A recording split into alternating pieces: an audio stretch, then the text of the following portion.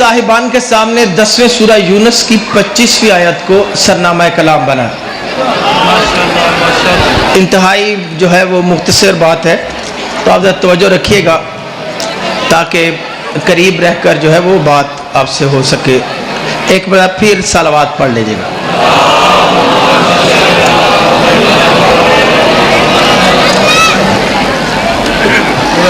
واللہ یدعوکم الی دار السلام، اور اللہ تم سب کو بلاتا ہے سلامتی کے گھر کی طرف. آپ کی توجہ چاہیے. واللہ یدعوکم الی دار السلام. اے قرآن پڑھنے والو، نماز پڑھنے والو، شریعت محمدی پر چلنے والو، اللہ تم سب کو بلاتا ہے سلامتی کے مرکز کی طرف، دار السلام کی طرف. وَيَهْدِي مَن يَشَاءُ إِلَىٰ الصِّرَاطِ الْمُسْتَقِيمِ. اور پھر جو بھی دار السلام کی طرف آنا چاہتا ہے تو اللہ کا اس پر اتنا کرم ہوتا ہے کہ وہ محبت خدا میں آ جاتا ہے اور اللہ اس کو صراط مستقیم پر ہدایت دے دیتا. آپ کی توجہ چاہیے.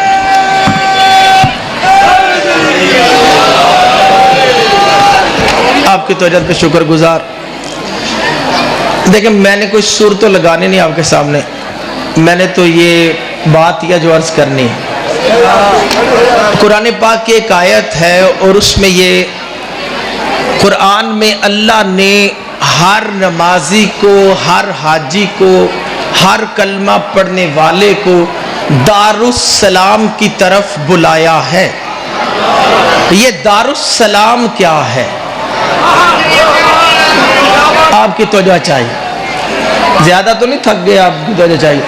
لیکن جو تھکے ہوئے ناصرین امام نہیں ہوتے، جو امام کی نصرت میں آئے گا اسے ذرا جاگتا ہوا رہنا چاہیے.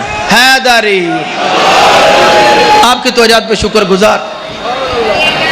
اللہ جو ہے وہ سب کو بلاتا ہے سلامتی کے مرکز کی طرف، دار السلام کی طرف. یہ دار السلام ہے کیا؟ جتنے مسلمان قرآن پڑھتے ہیں، جتنے مختلف فکری بلندی پر ہیں، سب کی بارگاہ میں یہ سوال ہے کہ یہ دار السلام ہے کیا؟ اللہ کون سے دار السلام کی طرف بلاتا ہے؟ آپ کی توجہ چاہیے. اللہ بلاتا ہے دار السلام کی طرف. ہم نماز کیوں پڑھتے ہیں؟ تاکہ صراط مستقیم پر چلتے چلتے ہم دار السلام میں پہنچ جائیں. ہم روزہ اس لیے رکھتے ہیں کہ عبادت کرنے کی وجہ سے ہم دار السلام میں پہنچ جائیں. حتیٰ کہ لوگ پیسے خرچ کرتے ہیں اور حج کرتے ہیں تاکہ وہ دار السلام میں جگہ پا سکے. دار السلام مرکز ہے نجات کا. اللہ نے ہر کلمہ گو کو کمال نجات کی مرکز کی طرف دعوت دی ہے اور اس کا نام رکھا ہے دار السلام. جو دار السلام میں پہنچ جائے گا وہ اللہ کی سلامتیوں میں ہوگا. آپ کی توجہ چاہیے. اس لیے ہر کسی کو دعوت ہے کہ وہ دار السلام میں آئے. یہ دار السلام ہے کیا؟ اگر نماز دار السلام میں لے جاتی تو نمازیوں پر پھٹکار نہ بڑھتی. آپ کی توجہ چاہیے. پتہ چلا سارے نمازی دار السلام میں نہیں ہیں، جاگتے ذہنوں کو کلام کرتے. یعنی اگر نماز جو ہے وہ دار السلام میں لے جاتی تو نمازیوں پر فویل للمصلین کی آیت نہ آتی کہ پھٹکار ہے نمازیوں پر جو رسول کے پیچھے کھڑے ہو کر بھی نہیں جانتے کہ ان کی منزل دار السلام ہے. تو جو ہاں چاہے اگر حج دار السلام میں لے جاتا تو کبھی چوتھے امام ابو بصیر کو ایسے حاجی نہ دکھاتے جو بندر اور خنزیر بنے ہوئے تھے تو یہاں چاہیے. یہ دارالسلام کیا چیز ہے؟ جاگتے ذہنوں کا کلام کرتا.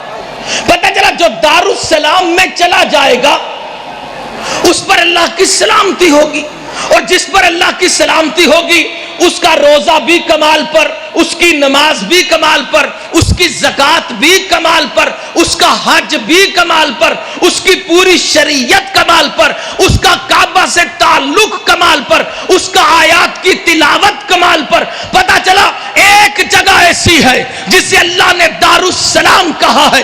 کوئی نماز تو کمال پر پڑھتا ہے مگر ہو سکتا ہے روزہ کمال پر نہ رکھ سکتا ہو, اور کوئی روزہ بھی کمال پر رکھتا ہے مگر ہو سکتا ہے زکوٰۃ کمال پر ادا نہ کرتا ہو, اور کوئی زکوٰۃ بھی کمال پر ادا کرتا ہو مگر ہو سکتا ہے کہ اس کا حج کمال پر نہ ہو, اور کوئی حاجی بھی کمال کا ہو مگر ہو سکتا ہے کہ قرآن سے تعلق میں کمال پر نہ ہو.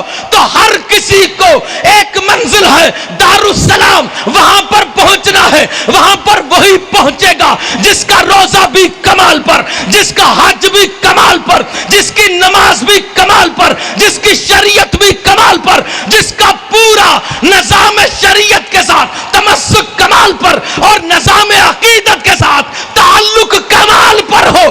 اب کون سی جگہ ہے؟ وہ دارالسلام کہ جہاں مومن پہنچے اور معصوم کہے کہ دیکھو تمہیں حج کرنا ہے تو علیحدہ جگہ جانا پڑے گا, نماز پڑھنی ہے تو علیحدہ ادا کرنی پڑے گی, روزہ رکھنا ہے تو علیحدہ عمل کرنا پڑے گا, لیکن ہم تمہیں وارث دارالسلام سمجھاتے ہیں. اور امام نے فرمایا اللہ اکبر, یہ تفسیر البرہان میں اور بہار الانوار میں کہ واللہ نحن الصلاۃ, خدا کی قسم اگر کسی کو کمال نماز چاہیے تو ایسی نماز ہم ہیں. توجہ چاہیے نہ, اس کا ٹائم آپ کی توجہ چاہیے. واللہ نحن الصلاۃ, اللہ بالکل چند جملے تاکہ حاضری ہو جائے. مولا محمد آل محمد کے صدقے میں اعلیٰ قبول و منظور فرمائے. دیکھیں دارالسلام کیا ہے؟ جہاں پر ساری عبادتیں کمال پر ہو جائیں. وہ ہوگا, ناراض تو نہیں بیٹھے ہوئے, جاگتے ذہنوں کو کلام کرتے ہیں. اللہ اکبر.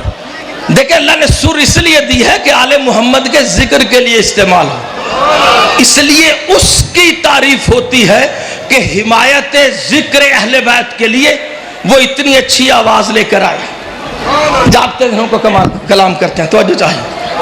لیکن اصل مرکز چیز جو فکر اور وجود کے لیے نجات ہے وہ ہے معرفت اہل البیت.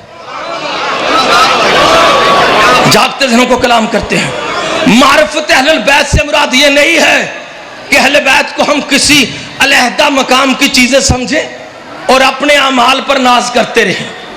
اسے معصوم نے اس کی تعریف کی اور فرمایا واللہ نحن الصلاۃ, خدا کی قسم وہ نماز جو اللہ کی بارگاہ میں کمال پر گنی جاتی ہے وہ ہمارے وجود ہے. نحن الصلاۃ ونحن الزکاۃ ونحن الصوم ونحن الحج ونحن الکعبۃ اللہ ونحن قبلۃ اللہ ونحن بلد الحرام ونحن وجہ اللہ کما قال اللہ تبارک و تعالی فی القرآن اینما تولوا فثم وجہ اللہ ونحن آیات ونحن البینات. معصوم نے کہا ساری چیزیں, نماز ہم ہیں, زکوٰۃ ہم ہیں, روزہ ہم ہیں, حج ہم ہیں, اللہ کا جو شہر حرام ہے وہ ہم ہیں, کعبہ ہم, قبلہ ہم. قرآن نے جس وجہ اللہ کی طرف 24 گھنٹے رخ رکھنے کا حکم دیا وہ وجہ اللہ ہم ہیں, اور ہم ہی قرآن کی آیتیں ہیں اور ہم ہی قرآن کے معجزے ہیں. اس لیے کبھی ہماری مجلس میں بیٹھ کر گھبرا نہ جانا کہ تم نماز سے دور ہو یا قرآن سے. جو ہمارے پاس ہے وہ قرآن میں بھی ہے, نماز میں بھی ہے. کو کلام کرتے ہیں. آپ کی توجہ چاہیے. جاگتے ذہنوں کو کلام کرتے. بالکل 2 ہی جملے مجلس کے لیے کہنے والے, لیکن نام مولا ایسا نعرہ نہ لگایا کرے جس سے نعرے لگانے والا پل صراط پار کرتا نظر نہ آتا. طاقت سے لگایا کرے. آپ کی توجہ پہ شکر گزار. اللہ اکبر. دارالسلام میں ساری عبادتیں کمال پر ہوں گی تو دارالسلام میں, لیکن جو دارالسلام میں ہوگا اس کی ساری چیزیں کمال پر ہیں, اور وہ دارالسلام کسی اور کے پاس نہیں ہے. جاگتے ذہنوں کو کلام کرتے ہیں. دارالسلام اگر آخرت میں ہوتا تو کبھی کربلا میں جانے والا حبشی غلام جان علیہ السلام نہ بن جاتا. توجہ چاہیے, توجہ چاہیے. کتنے بزرگ نبی گزرے, کتنے بزرگ نبی گئے ہیں دنیا سے. انبیاء گئے, انبیاء کو اللہ نے علیہ السلام کا اللہ اکبر اعزاز دیا. سارے نبی وہ ہیں جو ایک منزل سلامتی میں ہیں, لیکن کسی نبی کا کوئی امتی ہے جو علیہ السلام ہو نہیں ہو سکا. حتیٰ کہ رسول کے صحابہ کرام بہت بڑے بلند مقام پر, لیکن سارے رضی اللہ تعالی عنہ کوئی علیہ السلام نہیں ہو سکا. علی کے صحابہ بڑی بلندی پر ہیں, لیکن رضی اللہ تعالی عنہ علیہ السلام نہیں ہوا. حسن کے صحابہ بڑی بلندی پر گھبرائے لوگوں سے کلام نہیں ہے, لیکن کربلا واحد جگہ ہے کہ حسین کے جتنے صحابی ہیں سارے علیہ السلام ہیں. گھبرائے سے کلام نہیں. یہ مولا حسین کے صحابی علیہ السلام کیوں, یہ جون علیہ السلام کیوں, یہ حر علیہ السلام کیوں؟ گھبرائے لوگوں سے کلام نہیں. بھئی ہم غیروں کی بات نہیں کرتے, اپنے شیعہ تو عقیدہ ٹھیک کریں. دوسرے سورۃ البقرہ کے 157 آیت, اولئک علیہم صلوات من ربہم ورحمہ. یہ صلاۃ صرف محمد پر نہیں آتی, یہ صلاۃ صرف آل محمد پر نہیں, یہ صلاۃ ان ساری روحوں پر آ جاتی ہے جو حسین کی بارگاہ میں تحلیل ہو گئی. توجہ چاہیے. اولئک علیہم صلوات من ربہم ورحمہ واولئک هم المہتدون. کربلا دارالسلام ہے.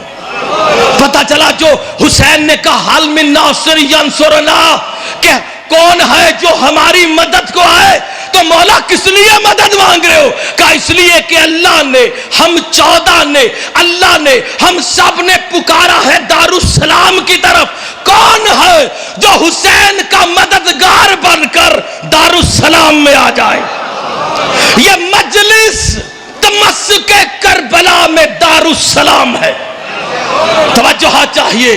جہاں پر علی علی اور حسین حسین کی آوازیں آتی ہو وہاں پر اللہ سلامتی نازل کرتا ہے, عذاب نہیں آتا. معصوم نے کہا جو ہماری زیارت میں وقت صرف کرے فرشتے اس کو وقت حیات سے کاٹ دیتے. گھبرائے لوگوں سے کلام نہیں ہے. اگر زیارت معصوم کے لیے یہ حدیث موجود ہے نا کہ زیارت معصوم میں صرف کیا گیا وقت زندگی کے عام وقت میں نہیں ہے, تو اس لیے مجلس میں بیٹھے ہوئے نماز قضا نہیں ہوتی. گھبرائے لوگوں سے کلام ہی نہیں ہے, گھبرائے لوگوں سے کلام نہیں ہے.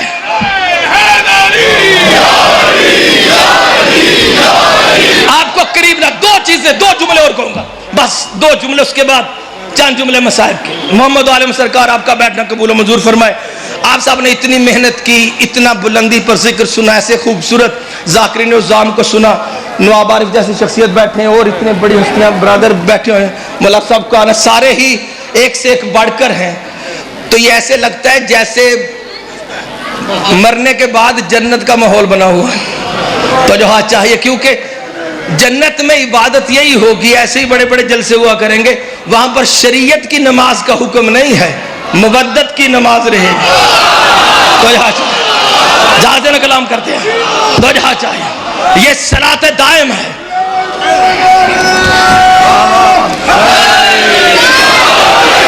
جاگتے ذہنوں کو کلام کرتے ہیں. اللہ اکبر. دیکھیں قرآن نے ایک آیت, آپ کی سنی ہوئی آیت ہے, صرف آپ کے ذہن کو قریب لاتے ہو. یا ایھا الذین، اے لوگو، آمنو، جو مومن ہو، ادخلوا فی السلم کافہ، تم پورے کے پورے اسلام میں داخل ہو جاؤ. آیت ہے کہ نہیں؟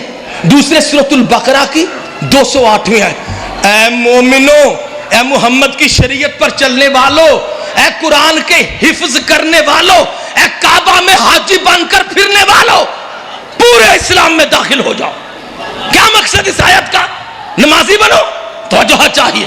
نمازیوں کو تو کہا جا رہا کہ اسلام میں داخل ہو. توجہ چاہیے. پتہ چلا نمازی ہے ابھی پورا سلامتی میں نہیں آیا، حاجی ہے مگر پورا سلامتی میں نہیں آیا. گھبرا لوگوں سے کلام نہیں. یا ایھا الذین آمنوا ادخلوا فی السلم کافہ ولا تتبعوا خطوات الشیطان. خبردار، شیطان کے طریقے کی پیروی نہ کر لینا. انہ لکم عدو مبین، شیطان تمہارا کھلا دشمن ہے. جاگتے ذہنوں کی نظر گفتگو. مجھے کوئی قاری و مفسر قرآن سمجھائے شیطان نے اللہ کا انکار کیا تھا؟ نہیں، شیطان اللہ کو ماننے والا تھا. شیطان نے نماز نہیں پڑھی تھی، نہیں، شیطان ہی تو نمازی تھا.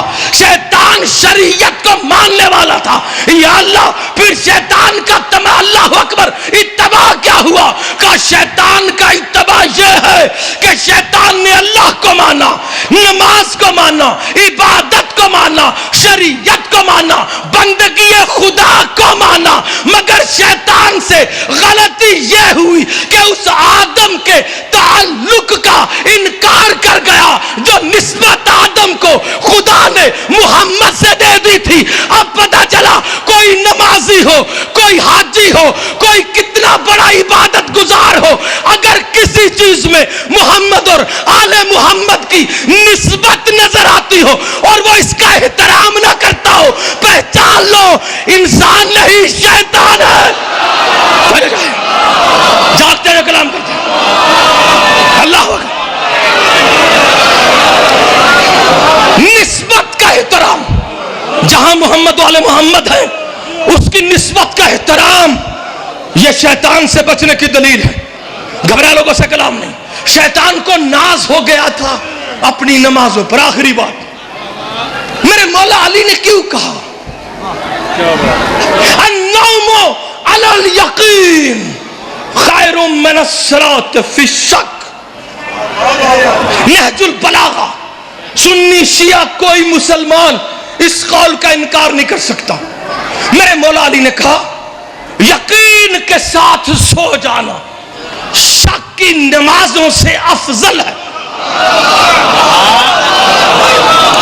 گھبرا کو سے کلام ہی نہیں ہے. تو جہاں چاہے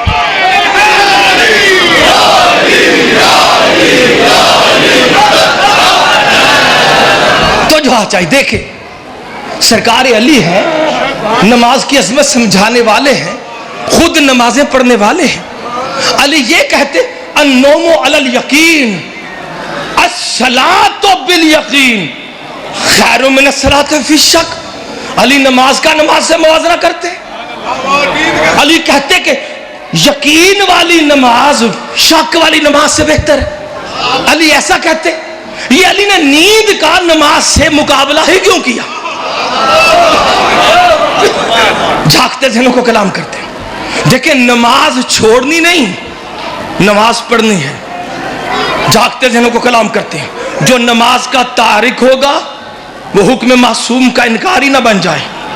نماز پڑھیں لیکن میرے مولا علی کے حکم کو بھی پہچانیں. شک کی نماز سے یقین کا سو جانا افضل ہے، خیر ہے، بہتر ہے. مولا آپ تو خود نماز چھڑوا رہے ہیں. گھبرا لوگوں سے کلام نہیں. جب مولا کہہ رہے ہیں کہ کچھ کی نیند بہتر ہے شک کی نماز سے، شک کی نماز کیا ہو؟ گھبرا لوگوں سے کلام نہیں. توجہ چاہیے. اللہ اکبر. آخری جملہ کہہ رہا ہوں. شک کی نماز کیا ہے؟ ایک شیعہ ہوتا کون ہے جو نجات کی دلیل قرآن کو سمجھتا ہے، کلمہ کو سمجھتا ہے. توجہ چاہیے. کس کو سمجھتا ہے شیعہ نجات کی دلیل؟ مولا کو، گھبرائے لوگوں سے کلام نہیں. ہماری شفاعت کون کرے گا؟ نماز، روزہ، قرآن یا محمد و آل محمد؟ محمد و آل محمد. اب ایک شیعہ مولا پر شفاعت کی درخواست رکھنے والا، ناز اس پر کرنے والا کہ میں علی کا شیعہ ہوں، حسین کا ماتمی ہوں، اس لیے مجھے وہ بچائیں گے، میں جہنم میں نہیں جا سکتا. یقین کی دلیل یہی ہے نا. لیکن اس کو نماز شروع کر دی. تو جب نماز پڑھنی شروع کی تو اب نماز میں خیال آنا شروع ہوا، شکر ہے نماز پڑھ لی، نہیں تو نماز نہ پڑھتا تو جہنم میں چلا جاتا. اب اس کو شیطان نماز کو زینت دے رہا ہے اور وہ کہہ رہا ہے کہ نماز بچاتی ہے، نماز بچاتی ہے. گھبرائے لوگوں سے کلام نہیں، توجہ ادھر رکھنا. غلط سنیں گے تو خود ہی اس کا غلط ترجمہ کریں گے. آخری بات کہہ رہا ہوں، اللہ اکبر. جہاں پر دماغ میں یہ وہم آنا شروع ہو جائے کہ میں نے نماز پڑھ کر کچھ ایسا کمال کر لیا ہے، اور نماز کے بعد سوال کھڑا ہو جائے کہ مولا بچائے گا یا نماز بچائے گی، تو پتہ چلا یقین والے کو نماز نے شک میں ڈال دیا. امام نے فرمایا ایسی نماز جو ہماری شفاعت کی طاقت میں شک ڈال دے، اس سے بہتر ہے کہ ہماری محبت پر یقین رکھ کے سو جاؤ. تو جہاں چاہیے، تو جہاں چاہیے. اللہ اکبر. یقین کی دلیل محمد و آل محمد. حر نمازی تھا مگر علیہ السلام نہیں تھا، مگر جب حسین کی حمایت میں آیا جنتی بھی ہو گیا، علیہ السلام بھی ہو گیا. حسین مالک دار السلام ہے. جاگتے ذہنوں کو کلام کرتے ہیں. میں یہ عرض کیا کرتا ہوں کہ ہم مجلسیں اس لیے نہیں کرتے کہ ہم لوگوں کو تنگ کریں، ہم یہ مجلسیں کرتے اس لیے ہیں تاکہ دنیا کو بتا سکے کہ ہم ان کو مانتے ہیں جن کو اللہ نے مان کر تخلیق کیا.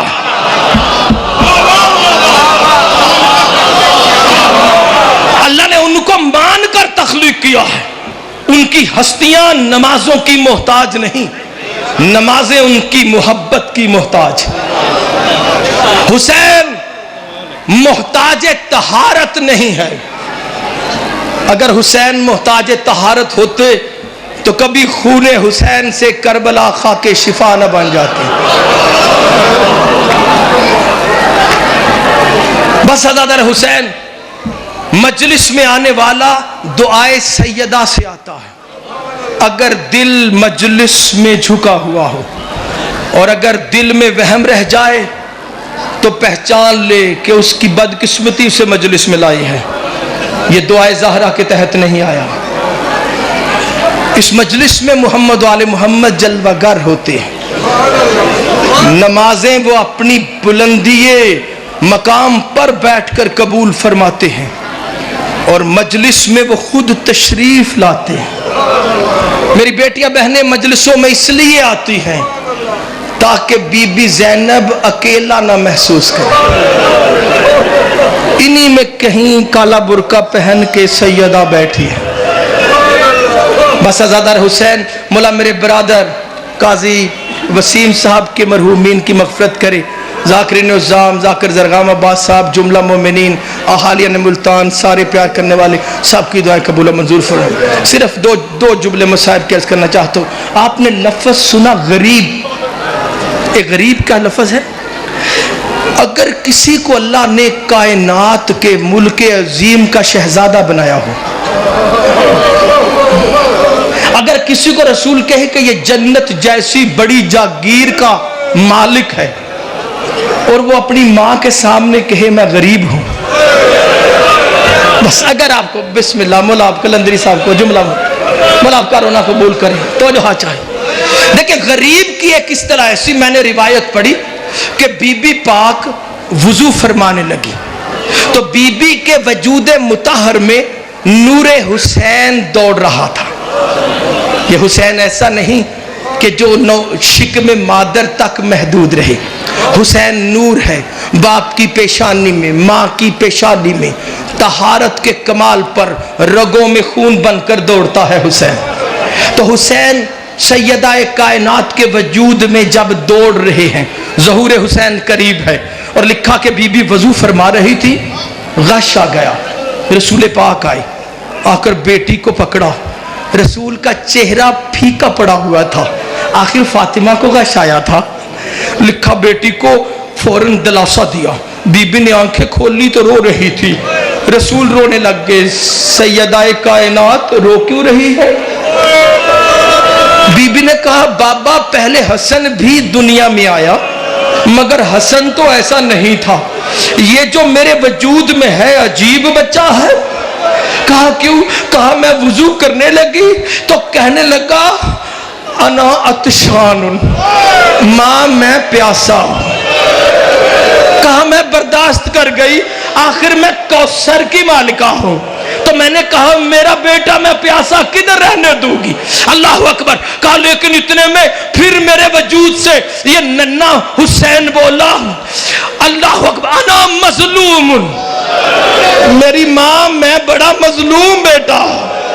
بی بی نے کہا میں نے وضو جاری رکھا.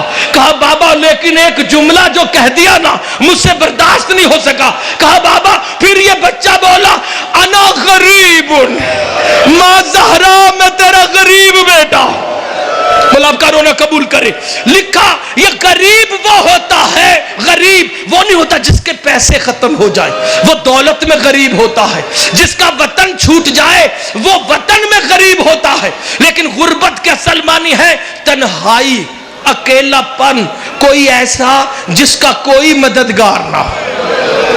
یہ اتنا سخت لفظ ہے حسین سرکار کے منہ سے کہ اسے کبھی کسی سیدہ پاک بی بی نے برداشت نہیں کیا.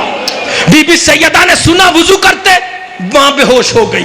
اور لکھا جب سیدہ دنیا سے پردہ کر گئی تھی نا، حسن اور حسین آئے. اللہ اکبر.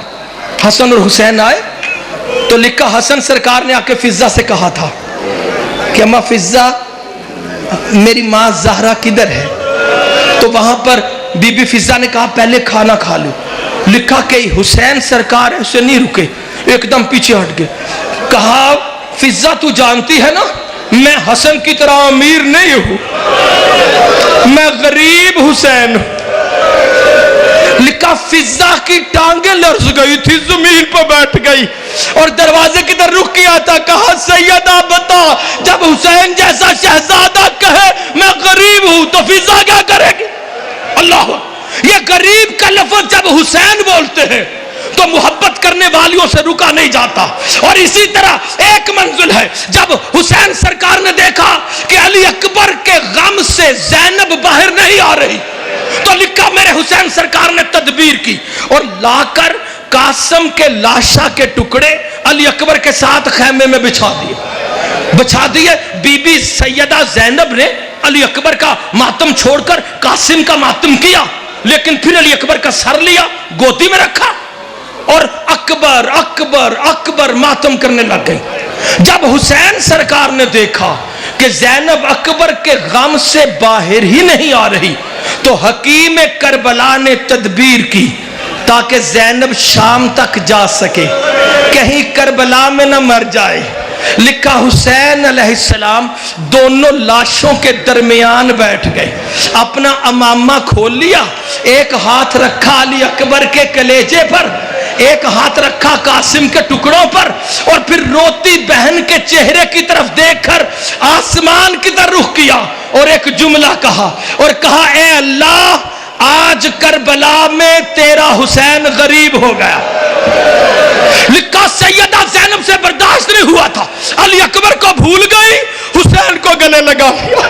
کہا حسین زینب کی موجودگی میں کبھی غریبی کا اعلان نہ کرنا. بس عزادارو آپ نے ساری مجلس سن لی، آخری جملہ کہہ رہا ہوں. بازار شام میں جب حسین سرکار کے سر کو نیزہ پہ سوار کرا کر لے جایا جا رہا تھا، ایک ملعونہ نے سپاہی کو پیسے دیے، اس قرآن پڑھتے سر کو قریب لا، سپاہی قریب لے گیا، لکھا بیبیوں کو اتنے پتھر مارے گئے تھے کہ بیبیوں کے سر خون ہی خون سے بھرے تھے، بال خون آلودہ تھے، بیبیاں بندے ہاتھوں کے ساتھ شامیوں کی سنگباری میں سر جھکائے چل رہی تھی۔ ادھر سر حسین کو ملونہ نے منگوایا، ادھر سکینہ نے دیکھا سجاد کی طرف، بھیا سجاد میرے شہید بابا پر ایک ظلم۔